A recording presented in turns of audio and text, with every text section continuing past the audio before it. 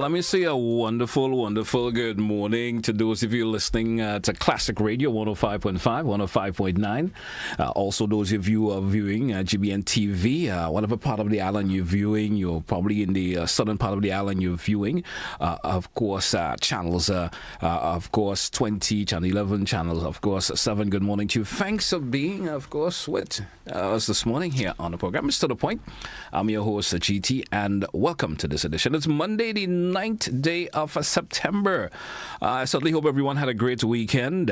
If you had the opportunity to get that much needed rest, for some reason it didn't occur, you didn't get to rest, of course, they always say work. There's always something to be taken care of, and that was of course, that vibe for you for the entire weekend. So they hope during the course of the week you get that opportunity to also, of course, do that. Let me say good morning to those of you on the nation's roads. Good morning. Pretty wet words this morning, so I encourage you to drive along with that due care and attention. Look out for the road users, especially the pedestrian. Those little potholes that we would call it, all right? Looking for that. Don't get anyone all, of course, splashed on this morning or all dressed and getting ready for work, or even the youngsters who are getting themselves ready for school. Not getting ready, but on their way to school, I should say. And you don't want to get them all splashed up this morning and just spoil their whole plan. Let me say good morning to of course, my guest host. I'd like to refer to him as Mr. Sylvan McIntyre. This is live TV, so you got to walk in on the set this morning. I don't think that's going to be a problem this morning. You're going to have to walk in this morning. How are you this morning, sir? I'm good. Yes. The rain, the traffic? The rain, the traffic. Also got me this morning, but I still got you on time. I like to give myself adequate time. Good. Took me, usually what would take me 5 minutes to get you, took me like 25. 20 this morning. 25 minutes. Leaving home exactly around 8:15. And I didn't get you till like almost 25 minutes. So that's what happened with your routine. Anytime something gets in the way, it throws you off. You can keep your schedule, keep your time that you depart. But once something else drops in the way, it pushes everything. Maybe I should ask, why when rainfall grenade just going to slow-mo? I don't think well, it has a lot to do with sometimes environmental conditions. People, the drivers obviously would want to go slower. Yeah. Because you don't want to, as you were saying earlier, and don't splash on people. Yes. So obviously it's going to have a backup. Mm-hmm. And with the number of vehicles we have on our roads as well, it doesn't take a long time before you're backing up. And then people would try to drop off. As I was coming down Lucas Street, I saw, I think even your GBN person was dropping off somebody by the Birian place. And she had to be jumping out in the rain without an umbrella and all that. So that slows the processes down. I understand that. But somehow when the rain falls, everything seems to slow down in Grenada for some reason. Traffic slows down, everything just slows down. Well, life probably slows too, because people say Grenadians on average, we are afraid of rain. I don't think that's really true, is it? I want to believe so, I want to believe so. I have seen it happen where an incident occur and everyone is standing up watching it. Look at it. Right. As soon as the rainfall, they disperse. Yeah. they want to get wet, but they will prefer to stand there and look at maybe an altercation with somebody. They spend all the time watching that. They ain't moving away from that. But do you think it's a traditional thing that we grew up with? Your parents say to get out from the rain and get a bad cold? Probably. Yeah. So people don't really want to get cold. Yeah, but we want to see what's going on, right? That's correct. Otherwise, how was the weekend, sir? So it's let me say good morning to everyone, our followers, our viewers, or listeners. Sylvan Chan, good morning to you. We haven't heard you for a long time. Yeah. I know you tuned in and locked in and saw your contribution as well. Worth it.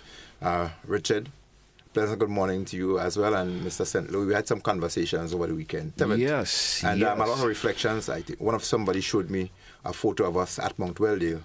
The night of the hurricane, when we had to take shelter in a hole under a building. Oh boy. Because the top of it was just gone, and it was kind of dangerous for us. So it's 20 years on. It's one of the things over the weekend we could have spoken about as to how we got through this, and some of the things that we learned from 20 years ago, and if they're really useful today, or have we really learned and implemented the things that we did learn. And over the weekend as well, you would expect me to drive through Grande Town, obviously, and look at the risk reduction issues going on up there with the traffic and so forth. And the widening of the road coming south. I think they're coming south, Yeah. but we think that it I should be haven't going been a up little in bit the north. last week on a half or so. I haven't been up, so I can't give you how the progress been going on lately. So I But want to like that commend you the did- initiative, though. Yeah. I want to commend the initiative. I think it's a welcome one that people are saying, yeah, it's really good. I actually had to use aspect of the widened section yesterday when I was coming through. Was it yesterday or the day before? But there's a risk associated with that. While you expand, you can see the asphalt where it gets to the edge. Yes. And between the asphalt and the bank itself, there's that dirt path. Yeah. And when it is sprinkled or wet, if you veer off onto it, it can lead to further accidents and so on. So it's one of the things that you need to look out for. Work on quickly too, in terms of solving that little problem there. Correct. And then they did some boulders for retainers on the opposite side. But there are some places that they cut on the left coming south, and on the right is still a risk. But as you come from the Black Forest, there are about 3 or so 4 corners before you get to where the walk starts. As you come up that deep bend, just getting off Before the forestry area there. where you have the nursery section. Yes. As you get up, there's an S bend. As you get up there and you go up to do a right, as you drive up, you can see there's no retainer on that left. Yes. So it is easy for somebody to just drive up there not knowing there, especially when visibility is low. Okay. And they can just drive off directly in that ditch at the bottom, and that Okay. valley actually. Okay, So it's one of the areas when we show they should put some retainers. And as we expand on how we can create greater safety in that area, I was speaking to a good friend of mine, and he said, road signs, road signs, road signs. I would We do agree. not have sufficient I would road agree. signs I would agree. along the roads, and some of them that we have, they leave a lot to be desired. Some need to be enhanced, painted, and the positioning has to do a lot. So we'd want through our foundation, not too long from this moment, that we can lead the charge and having people, help us sew some of the signs so we can help road and infrastructure set them up, including the cat eyes, those reflectors and so on that we can put in some places that would make the road a lot safer. And finally, we spoke about the speed bumps. Yes. And there's a little joke about the speed bumps over the weekend. So I had this good friend of mine who sells eggs. So you want to know what happened, right? Yeah. So he was coming from, I think, the Pearls area. As soon as you cross the bridge, there's a light coming by Progress Park. Yes. And there are 2 humps in that area. Yes. One is the painting has defaced, sort of, and there's the other one you can't see the painting at all. That's the one closer to the bridge. So he said he had some eggs on sale in his vehicles.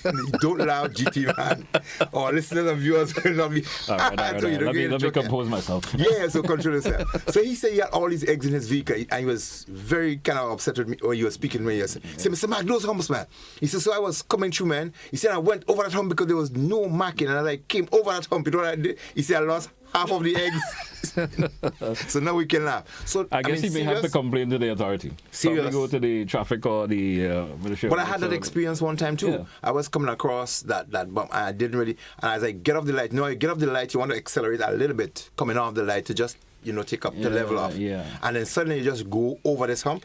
And I was driving a very low car. So the gentleman lost 50% of the eggs he had in the vehicle because he just went on this hump. And there's a scarcity of it around these days too, right? The eggs. Yeah, I think that there's a scarcity. I don't see much in the supermarkets and stuff. Yep. And then to lose 50% of it, that's not good. And to commendation, I want to really commend the RGPF activities the work they're doing on some of the crossings. Yes.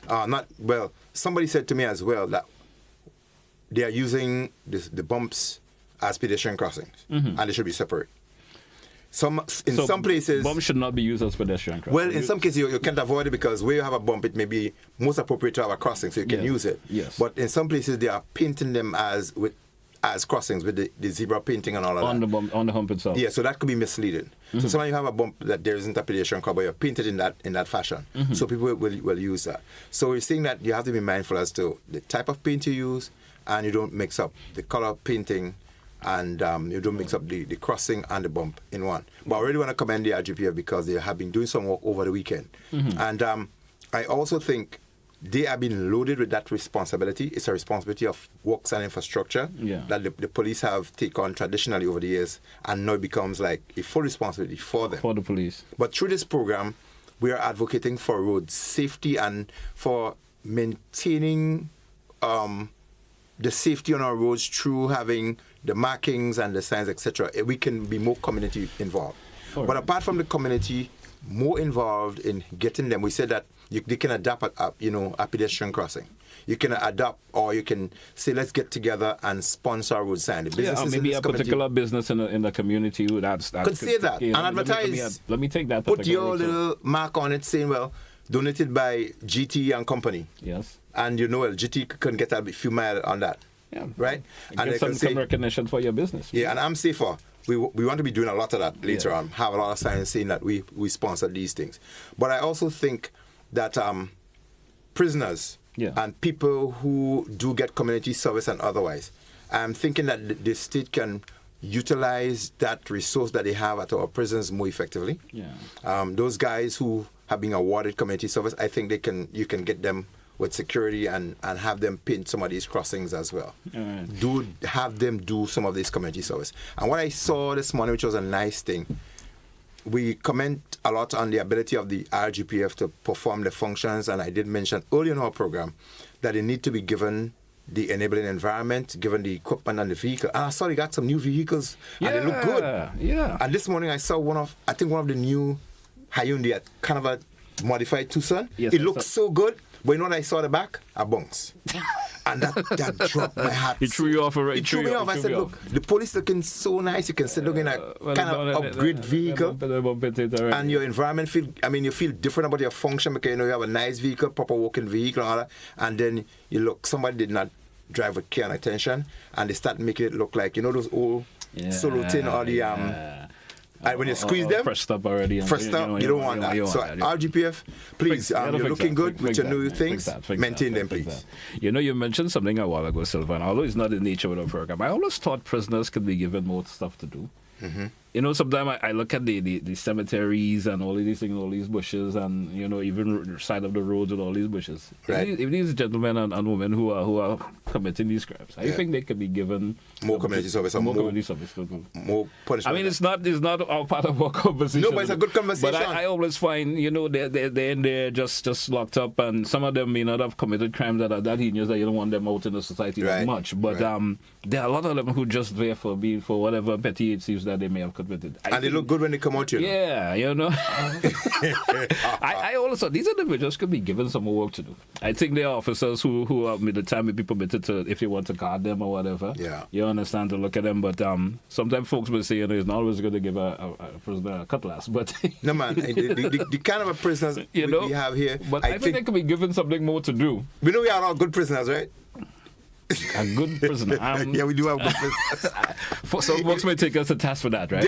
There are some guys who have done some things. May not always be for a good reason. They are forced by, some of them get into prison by force of circumstance, by other means. That's when I say they're good. Because by reason of they not being able to control their passion, conflict resolution, other things, they may not intentionally have, wanted to do a crime, and they end up in a crime. And they end up having to do the time because you actually did the crime. Yeah. So that's the kind of a good prison I'm speaking about. People who they are skilled and they have something to give back to society, but for some reason, circumstances cause them to be behind bars, and I think we can better utilize them. I understand. I always thought of it like on that level. You understand? They could probably earn a 10 cents a day. But having said so, GT, the prisoners, they are paying functions for them, Yeah. You can utilize their services and have them, and they paid for it. Paid for it. Okay. You pay through the prison, and they are awarded a percentage of that. So some of them do actually come out with some cash. Because they do keep it in a savings for them or otherwise. And sometimes when they want special things, when they're out, the guards would kind of facilitate them. They'll get it through them. They'll make sure it is safe, especially cigarettes. Okay. And so forth. And they would want a little cologne, a roll and something. Whatever deodorant and stuff they need. Deodorant. The guards would get these things, and out of the little cash, they would purchase them. All right. I think because I see there's a lot of course, regular programs around that they could be involved in. Yeah. As part of their, the service that the time that they spend, let them perform these other tasks. That could certainly. And even the farming, agriculture, they do a lot. Yeah. They could be more self-sustained, but they do a lot of pigs and eggs and. I understand. How about the prison that bird? Could be part of the penalty that you're serving. How about the prison bird? I've never had that. Prison Bridge is really. I have never had that. I have never had the opportunity. Prison Probably Bridge. should give me someone send it big with it. So let me do for a break. We're coming back with much more, folks. It's to the point this morning. Just a bit of a subtle side of it this morning. We're coming right back. Don't touch it out. We'll be right back with much more. Don't touch it out, folks. Rennick and Thompson.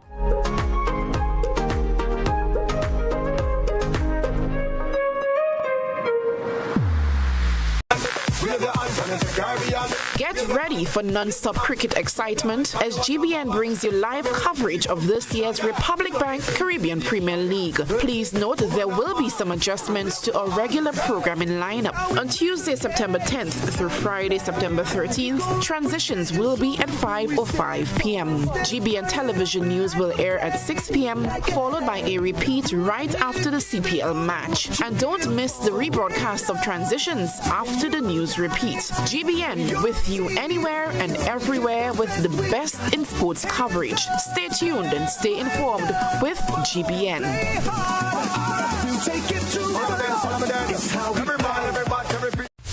Football fans, get ready! The CONCACAF Nations League is back! And the action is coming to the Kirangi James Athletics Stadium. Mark your calendars for 2 back-to-back match days that will have you on the edge of your seat. On September 6th, it's a doubleheader you won't want to miss. At 5 p.m., it's St. Lucia versus Curacao, followed by Grenada taking on St. Martin. At 8 p.m., the excitement doesn't stop there. On September 9th, Curacao battles St. Martin at 5 p.m. And then Grenada faces St. Lucia at 8 p.m. Tickets are just $25 for adults and $10 for children. Grab yours at Chucky's Bar, Grenadian Optical, Gittins Healthcare Pharmacy, the GFA office, or online at gotofet.com. And yes, tickets will be available at the gate. So bring the whole family and let's rally around our senior men's national team. The CONCACAF Nations League. Football like you've never experienced before.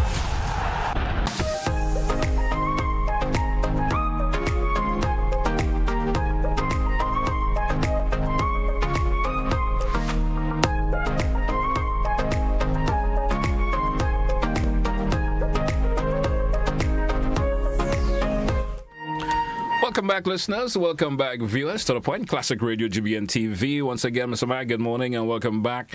Of course, our usual conversation we usually have for the last week or two, we've been talking a whole lot about road safety. So we want to kind of continue on that level for this week once again.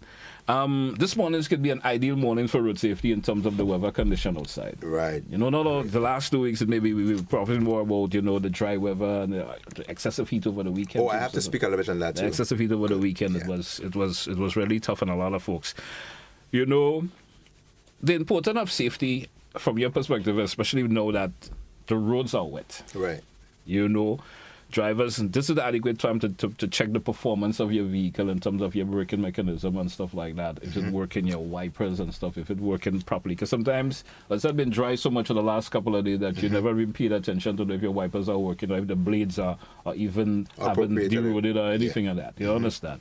Give us some your thoughts on that in terms of road safety, especially on wet roads like today. Yeah. So, as you mentioned, I definitely was going to touch on that this morning, so we're on point. But before we speak on the wet aspect, lest we forget or miss it, the aspect of the excessive heat. For the last 2 days. Yeah, there's a heat index that is protracted for the Caribbean. Yeah. That would run for September, October into November. We are expected to have that excessive heat. It has its implication for road safety as well, so we're going to touch on that. But people need to be mindful of that. With the excessive heat, there are quite a number of disadvantages that comes with it. As we experience, heat is really not a good indicator for tropical cyclones. So when you feel excessive heat, it means that if you have a tropical system like we did recently, 1st of July, Beryl Category 4 hitting Caracom, PT Martinique, Grenada was very severe. And this is the downside of it, that when you have those excessive heat, it also could be a precursor, an indicator for earthquakes. Okay. Right? So heat is never a good indicator for environmental and hazard impact that we can have. So we need to be mindful of that. Apart from that, there are a lot of health consequences that we have to be mindful of. and I'm hoping, I don't know, I don't listen to your programs every time throughout the week, but I'm hoping that Ministry of Health and the environmentalists and otherwise would emphasize a lot on that, because our food safety is threatened, and our health and everything is also threatened by the heat index or the indexes that we are going to face. And so we have to be prepared for it. People have to be rehydrated, and the means of doing that is quite extensive. One's clothing has something to do with that, and it has impact for road safety. And the amount of fluids or liquid that people consume or they utilize, and some means how they keep themselves cool, has a lot to do with it. The process of intake for even water or juices, to the extent, there's a way that you can do it to have the best result. And I know there are experts who have given some tips on that, but I can just say straight up that when you feel excessive heat and you get in a cool, the air conditions and the fans, they do have the downsides as well. But the best thing that you can do is to make sure that you consume water at a particular rate and pace. If you drink water continuously, without giving a break in between, you're just wasting the water. The body doesn't get sufficient time to absorb it. It's like you're putting water into a radiator or an overheated engine. It just overflowing. It just overflow and it would just go. But if you give it a little time, as the engine cools a little bit, the water stays and it goes through the system. Similar with the body. If you are drinking water, you might be drinking sufficient water, but you're not getting the best use of it because you just gobbled down a whole gallon one time. Then 2/3 of that may just get back out. So you drink water, there's a break of a couple minutes, and you do some again. And the better time to use water is not in the best time when you're excessively hot. You allow your body to naturally get to the point where you relax a little bit, and then you start to use in small quantities, and the system will become better hydrated through that process. It's one of the things I thought I needed to speak about. Great. As it impacts on road safety. If one happened to be dehydrated, the downside consequences of that is that you can get what you call stroke. You can have heat strokes, or you can have other kinds of stroke. Now, a stroke, or not just the stroke, but you can also have other kinds of attack, because once the fluid level in the body is lessened, you can either get a stroke or you can go into shock. Now, shock speaks of lack of adequate perfusion, and perfusion speaks of the adequacy of the amount of fluid that is in the system. Whenever there is a shortage of that, the body goes into a state of shock. When one goes into a state of shock, it can affect the general function of the body. That's a stage where the body breaks down a lot slower than even when one goes into a stroke. With a stroke now, you have a sudden cutoff with the blood supply that goes into the brain, etc. And when one goes into shock, it means that you have insufficient fluid. That will also have impact in terms of the circulation. So if someone is not properly hydrated, he is not or she is not in the best condition to be operating a vehicle. And so we've seen persons who may have had mild stroke, may have gone into shock, the first stage of it, because there are different stages, and then they may have blurry vision, they may have dizziness, and they may collapse. Once somebody goes into that, your vision is impaired, you will have accidents. If you collapse, you will have accidents. And we've seen persons, again, who have collapsed, people have had heart attack. Now, one leads into the other. And again, heart attack in different forms. You have coronary thrombosis, where you have the blocking of the coronary artery. And then you may have heart disease or otherwise. And then you may have a heart condition where you have hypovolemic shock, that kind where there is insufficient volume of blood within the system to keep the organs running. You can get into that type of shock. And then that too in itself can have consequences. And the volume of blood within the system doesn't necessarily mean that somebody may have had an incision or a laceration or some form of cut with a blade. But because the body itself is not totally hydrated, the limited amount of fluid within the entire system also impact the circulation or the amount of blood and the volume at which the blood should go into circulation. Now that again, as I mentioned, have its consequences on driving. So it is really critically important in this time when we do have heat waves forecasted or predicted and so on, that people who especially have to be on the road for long periods of time, the bus drivers and the guys who are driving the trucks and other things like that, ensure that you have water or that kind of fluid, maybe how you call it, you put a little thing in the water to just give it some taste. Hydration, something they're called. I have a clue. They have a name for it. There's a name for it, for the flavored water. All right. Remember, there was one time a company that gave, I think it was Grand something. Anyway, but they used to be doing this flavored water, and it used to go down Itang. Remember that? Water, yeah, that was Grenada Bottling Company. Yeah, that was really cool. That's like a free advert. So it is but they don't do it anymore. But flavored water is really cool because there are sometimes the water that you want to use, the average person, even the one that has some carbonated, people kind of prefer that than even just drink it right. Because what it says, shouldn't carry a taste, but if you it does, people say, I don't like the taste. They want a taste in it. It kind of influences you to want to drink. So you want to be able to create innovative ways in which you encourage people to take sufficient water. So the point I'm making that seems to be elaborated is that while we are experiencing those kinds of heat waves intermittently or sometimes consistently, we need to be prepared to hydrate ourselves and our family and the young ones. Try to reculture them in making sure you keep water in your bags and not try to just find it somewhere, because water has a cost there, and it went up within the last. I don't know if it's going to go back down. I think it's going down. Oh, sure. I think it's remained the same. So we have to make it reachable. My bill been going up lately. And no, anyway, with the least amount I'm receiving. And if we have sufficient supply of water, maybe Nawasa and the water company could offer some concessions on water to encourage people to drink more water.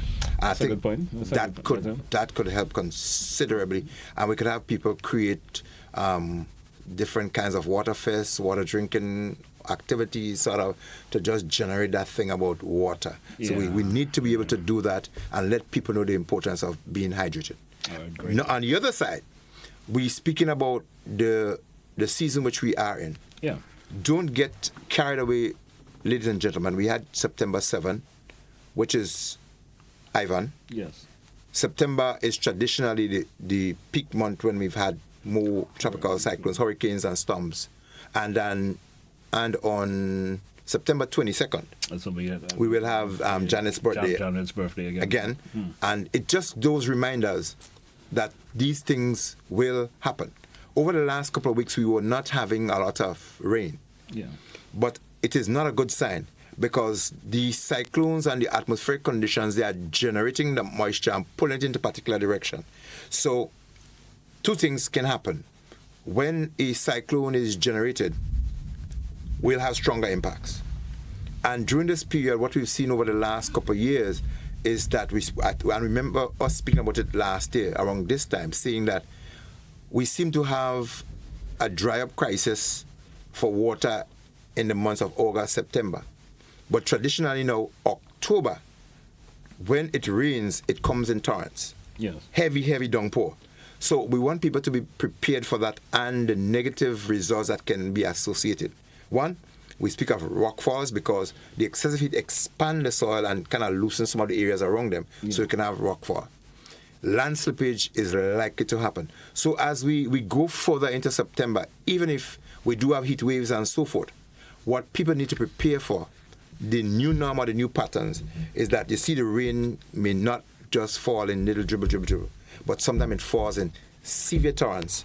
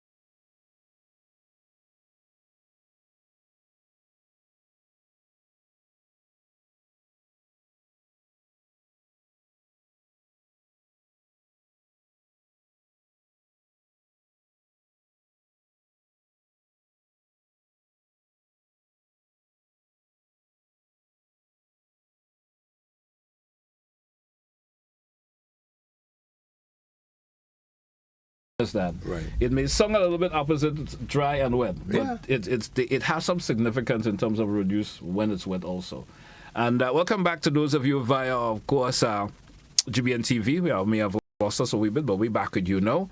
And welcome back. Sylvan, in road safety, when the outcome that can happen in terms of wet roads, to be precise about it. Right. What are some advice you want to throw down as it relates to that? Right. And again, right, we had the heat section, now we're gonna talk the wet section. Yeah.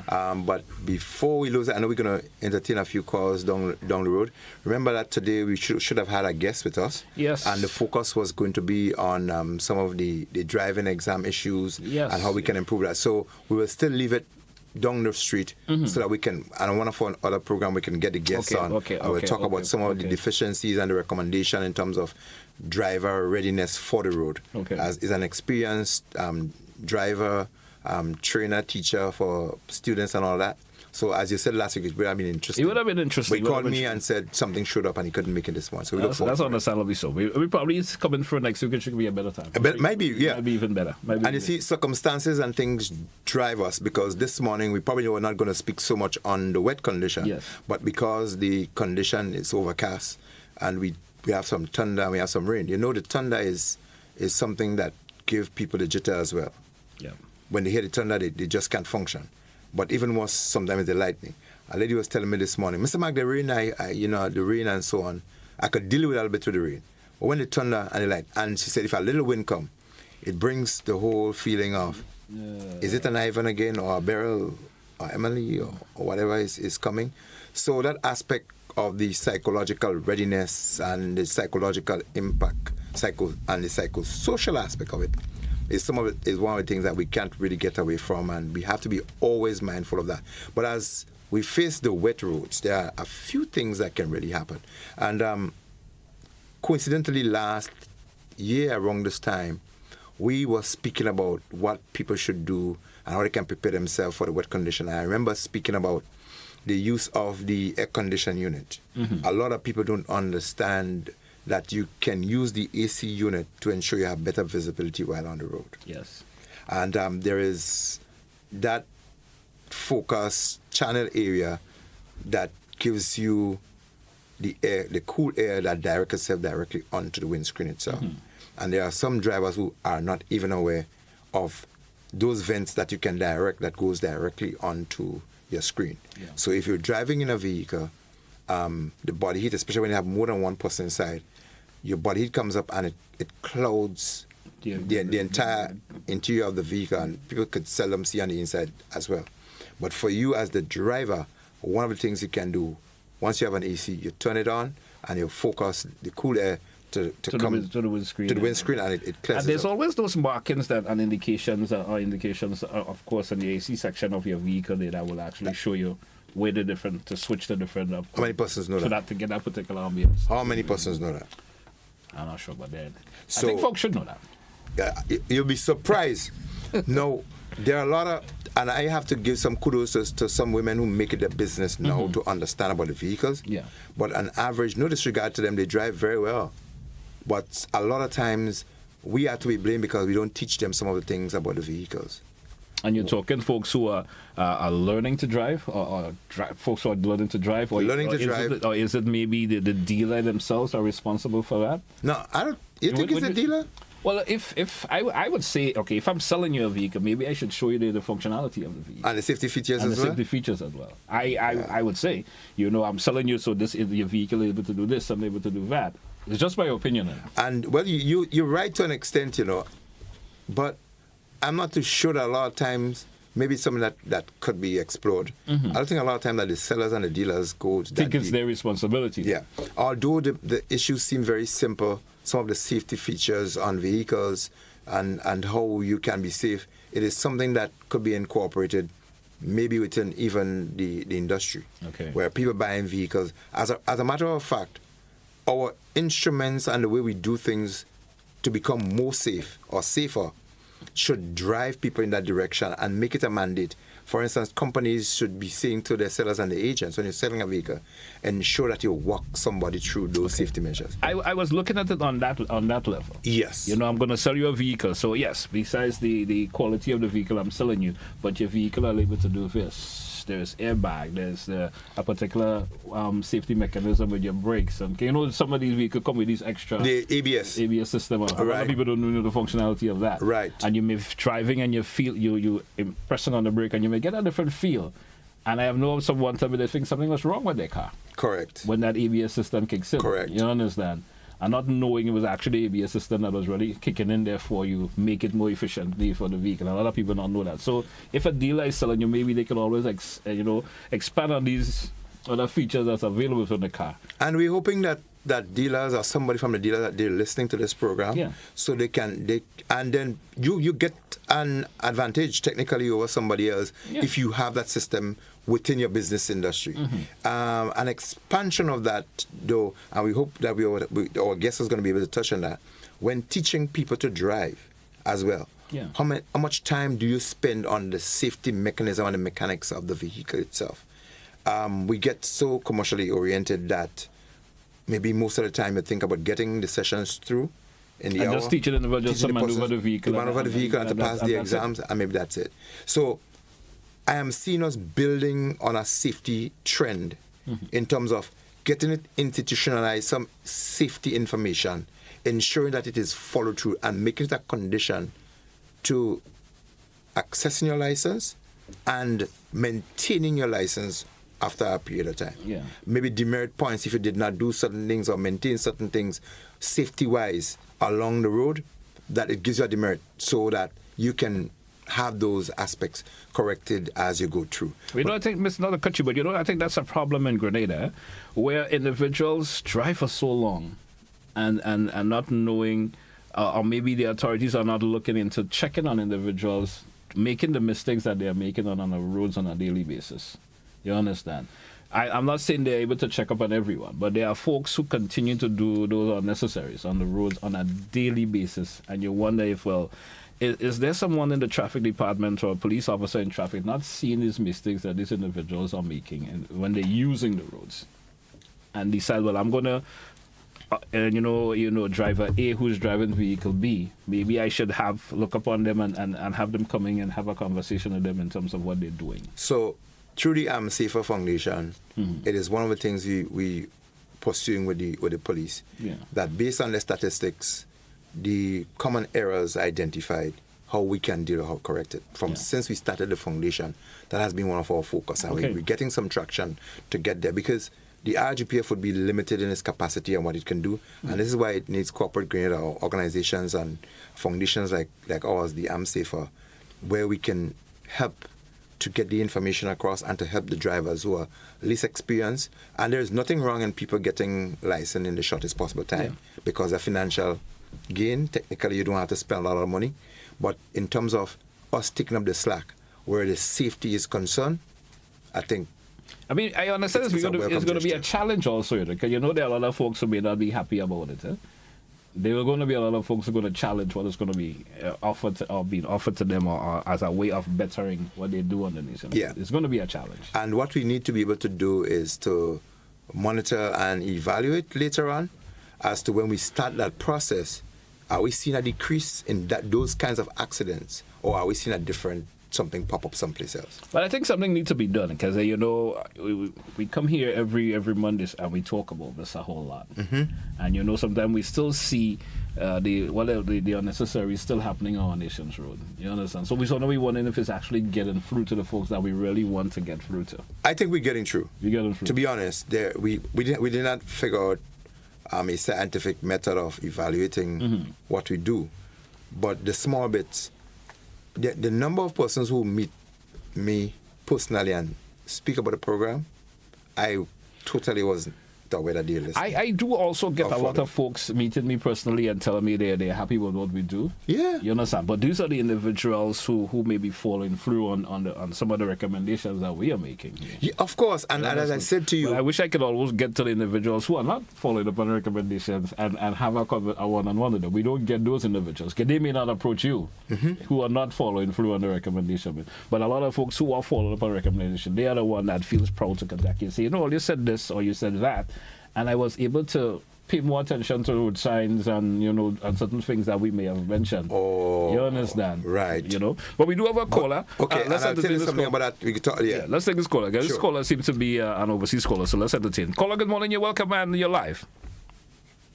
Hi, good morning. Thank you, Mr. Telesford, for taking my call, and to your guest, Mr. McIntyre. I want to commend you on your program with safety. I know it took something out of you to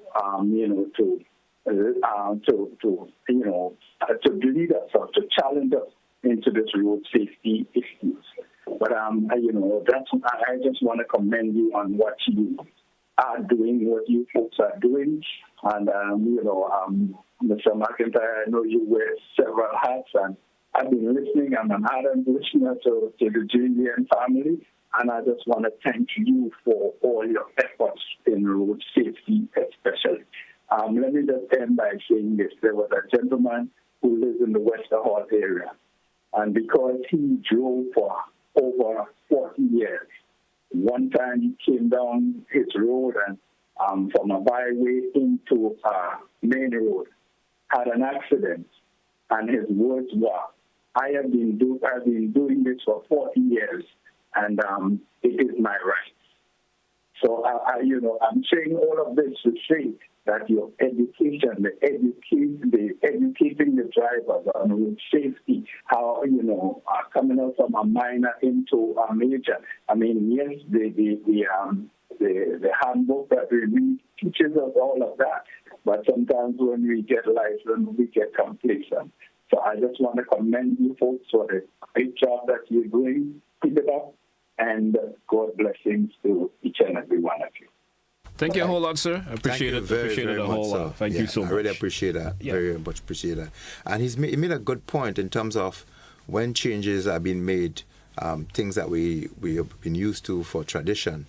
When they change, we need to have a platform. And we need to get ourselves abreast with the changes also. Because, for instance, in that diversion that you have on the cliff, when somebody spoke about the major and the minor road and where do you give you right away from, because there's a modification of that road, which is the major, which is the minor, and where do you give way to. And so when these things happen, the police may come off one time and mention it, and that's it. And it may not be the road signage or otherwise that speak to it continuously, and people may not be aware of it. So I think, as the gentleman is saying, we need to keep our programs and the information process going. And if we reach one person, trust me, it's worth it. And I know we're reaching more than one person at any one time who would get something that help them. All right. We do have another caller. Caller, good morning, you're live. Morning, gentlemen. How are you all today? We're doing good. We're doing good. You're doing good. Well, all right. One of the first things y'all mentioned about the rain and Grenadian free rain is obviously because I recognize that myself and a group of men, I was on the show, but at least 12 of them was in the sea.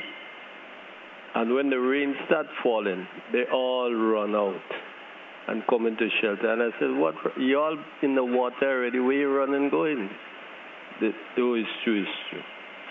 Then the one thing about the driving, there's a lot of things here we have to, with driving concern. You have to have like training school.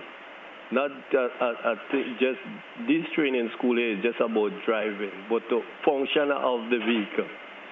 Look, in some of the automatic vehicles, we know that they have different prints, different writing, park, neutral, drive, and some of them have something called N. A lot of people don't know the importance of that N, to use that N. Once you're driving and you're going to, when you're finishing all your gears, before you're going to park, you bring that into end because of certain electrical control that you have to bring it to end and then you go to park, not straight to park. Then look, a lot of vehicles we drive in, we don't really check on it. They with these turbochargers, and all turbochargers, before you switch off the vehicle, you leave it idling for at least 10 minutes. Or you can wait 10 minutes, at least 5 minutes. But don't turn off the turbocharger. A vehicle with a turbocharger, just warning. In the turbocharger, between the intake manifold and the exhaust, there's a bearing and there's a circulation. They were changing the intake and the exhaust. When you do that, it creates problems there. Now, I drive truck. The biggest truck I drive is 50 tons. And there are some trucks where we call this, they say you drive in, but we don't say you drive in these trucks. All like 30, 35 tons and or 20 tons and so forth. You operating these things is not driving it. Because it has so many different things that you have to do when you're changing your gear and situation. You're operating these things. Thank you very much. Thank you, caller. Thank you so much for your contribution this morning. Certainly hope you have a good day. Yeah, so thank you, caller, again for your contribution. We are definitely going to expand on some of the things that he mentioned. Yeah. I hope somebody could volunteer through this airwave to say that I am an experienced mechanic. I'm willing to come on your program to explain the safety mechanics of the vehicle, how they operate, some of the safety. If not, I will source someone. We mentioned it a few times and had not been able to get someone to come on the program. Yeah. But some of the little things that he's mentioning, operating a vehicle, is what we want. Yeah. An expert in the field. I think one of those companies that even sell vehicles. They can provide somebody as I mentioned, vehicle dealers. They can because when they have these vehicles are sent to them for sale, they are given a lot of information in terms of the proper working operation of these vehicles. Right. And sometimes the buyer, individuals who buy it, may not always be told that. Correct. They're just offered, hey, this is a beautiful looking vehicle. It's whatever year it is, and it looks good. And that's what it's sold to you. Yeah. And sometimes the good features about it is unknown to you, and you have to get yourself... Not just the good feature, the safety features. The safety features I should also mention, but that's what I get acquainted with. When I say the good feature, they may just tell it have a beautiful dashboard. That's correct. Yeah, man. Look, you could get... They tell the camera is this, and they get... The megapixel on this is this, and the kind of thing, resolution and is X. You may have navigation and whatever, they may even tell you all of that. But sometimes the important safety part of it is sometimes left out. And then you may have to get yourself acquainted with that on your own. Let's take another caller. Caller, good morning. You're welcome on your live. Yes, good morning. Speaking of the rain and safety, one of the things and the decisions that are made during rain is that schools let the children out early. And sometimes we need to stop and think, is this the safest thing to do? In the midst of the rain, out of the schedule of when parents are expecting them to come home, out of the schedules of the buses, and nobody's home to receive them, nobody expects to pick them up at 10, 11, 12. We are letting children out in the rain to go home at times that it was not scheduled. And we have to stop and think, is it the safest thing to end school in the middle of, just because it's thunder and it's lightning and we want to be home? Sometimes it's really the teachers that want to be home because they're afraid of the rain. And we make the decisions to let the children out before 2 o'clock, and that creates more havoc and chaos than keeping them safe inside until the schedule time.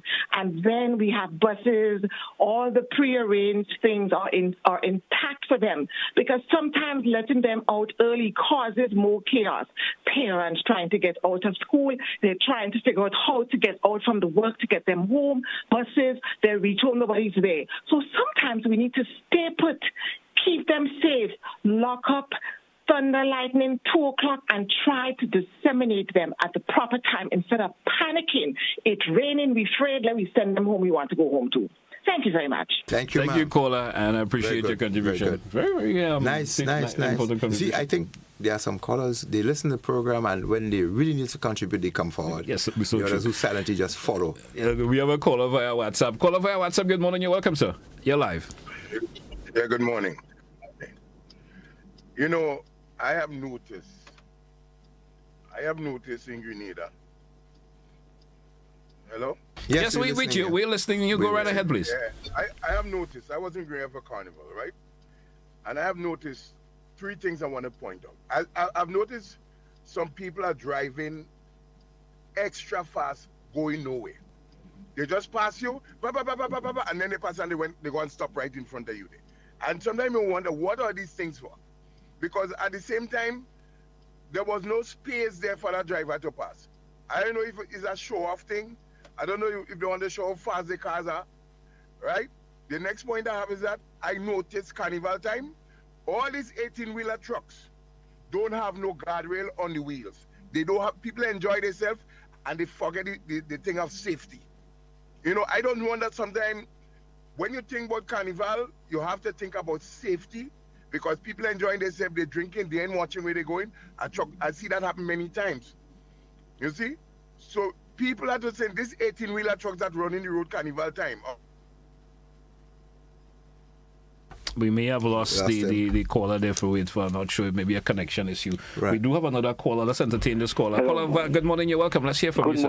Good morning to you, sir. Hello? Yes, caller, you're live. Go right ahead, please. And before you continue, caller, before you continue, there's a particular device or your radio, your television. It's a bit too loud and it's causing a distraction. Please have it lowered, please. Okay, thank you. All right, you hear me now? Go right ahead, please. Right. Good morning to Mr. Sylvan and to you, the hoster. I must say, Mr. Sylvan, I appreciate you a very, very lot. You have been doing human service to Grenada for years. Hats up to you. But I think we need to broaden it. Just on the radio is not enough. You need programs where you could be conducting or the police. I mean, I know you was a police officer. I don't know if you're still, but I think your service is needed in the police. Your service is needed in the police because there's a lot of things you have to bring up to date, and there are a lot of things that is needed from you. So I am hoping that government or whichever department could make the benefit use of you. I'm not satisfied that enough use is made of you. Thank you, caller. I honestly mean that. Thank you, sir. Great.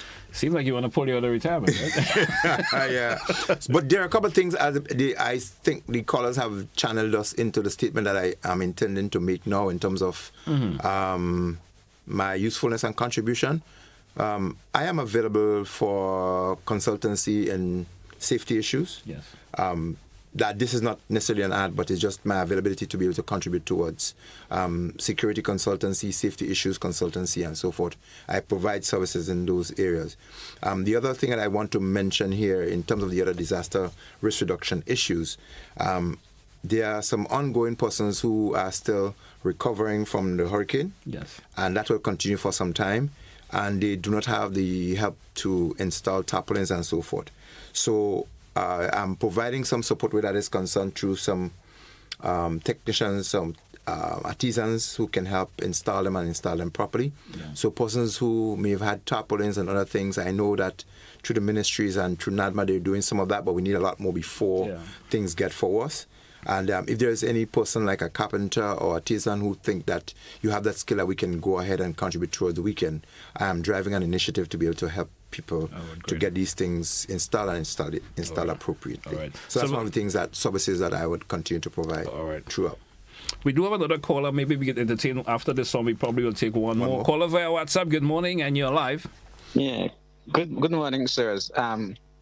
I listened to the lady who called concerning rain in school, and what she's saying, you know, the concern is valid, but look at it from the standpoint of the school. There are some schools that are flood prone. When rain falls, the environment is not safe for the children, and sometimes you have to get the children out before it gets worse.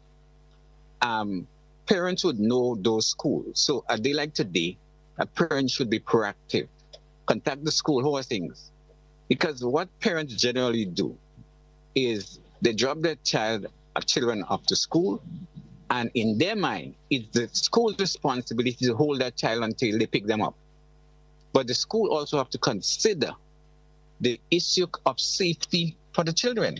So even in the opinion of the school, the child is safer out of the school environs. Then there's nothing wrong in the school contacting the parent and saying, look, you need to collect your child because the environment is not safe for them. So I'm hearing what you're saying, but at the same time, we have to take into consideration that the school has to protect itself. And if the safety of the children is of importance, and being out of the compound is safer than being in the compound, then there's nothing wrong in the school asking the parents to collect the children. It happens all the time. So letting children out early when the weather is in a particular way is done not because the school don't want. All right, we lost that caller there again. GT, I wish to add that both callers do have their points. And it's valid. They're valid. Both are valid. But on the other side of it, are we just talking the talk? Yeah. Because for our schools to be known to be flood prone and have been existing for obviously and we do nothing about it, something is wrong. Because there are certain vulnerabilities and some things over the years that exist in particular institutions, and we keep speaking about them and saying that this school is located in this area and the school is X, Y, and Z, or this institution or this workplace. But we have disaster risk reduction experts, we have safety experts and all the safety and security. Have we utilized and implemented the recommendations? Or how can we make the environment safer for our children and our workers? Are we really just talking the talk, or are we not implementing the thing that should be done? So while I agree that those safety conditions have to be considered, but we must take steps, very tangible, obvious steps, to improve safety conditions generally for flooding, fire-prone, everything else. We should know. If that school is existing in that place for that period of time, it is flood-prone. Why is it still there? Why is it still there? Why should that condition continue? Is there anything that we can do to alleviate that or mitigate that?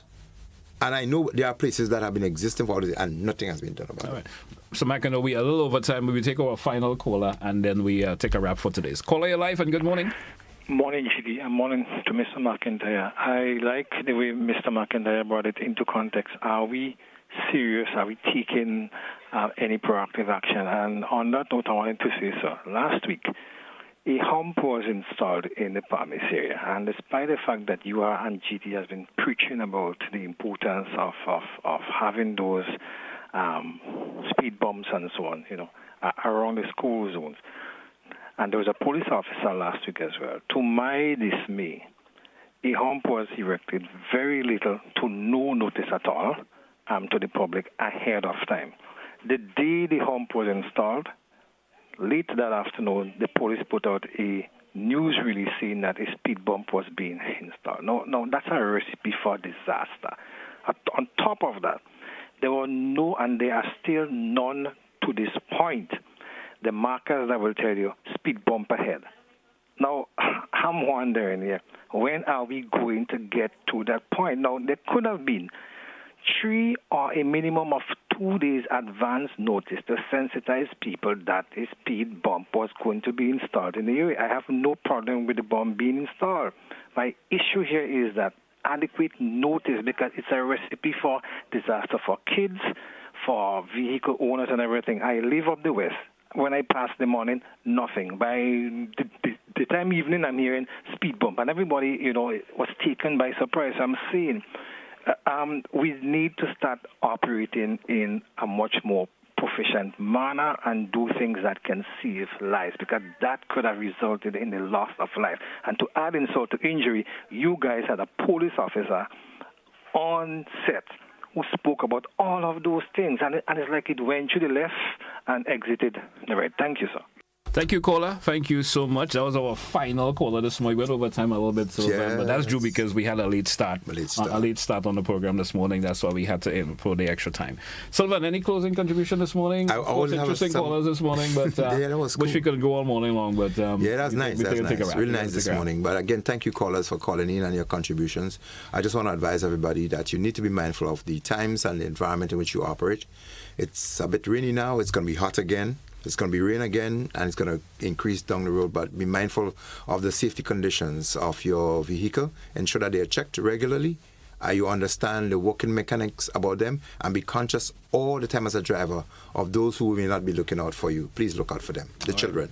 Sylvan, thanks once again, and of course next week hopefully you have another interesting program to come.